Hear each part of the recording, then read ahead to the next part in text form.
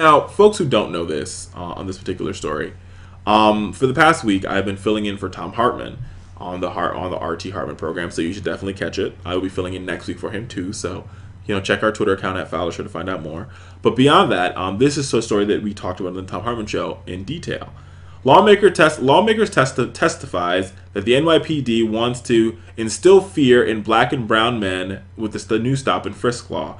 Ever since the New York Police Department initiated the stop-and-frisk technique, that basically is a laughable refrain, has been that officers do not engage in racial profiling, where that makes absolutely no sense, because the majority of the people that are stop-and-frisk are 88% of the people that are stop-and-frisk happen to be Latinos and African Americans, or a majority of them, excuse me, let me get the statistic right.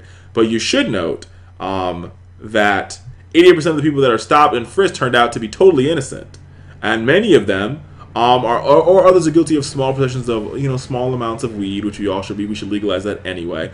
But the crazy part here is that New York State Senator Eric Adams said on the record that Commissioner Kelly told the governor and members and lawmakers that the stop and frisk law was to target minorities. He wanted to instill fear that any time they left their homes, they could be targeted by the police.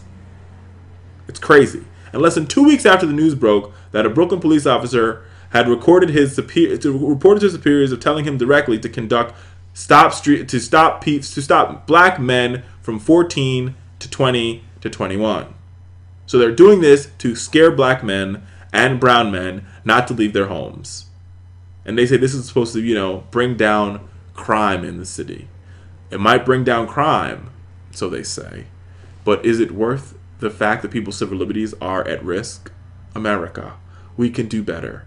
Can we stop scaring people? This is not Nazi Germany. This is New York City, goddammit. Let's get it together.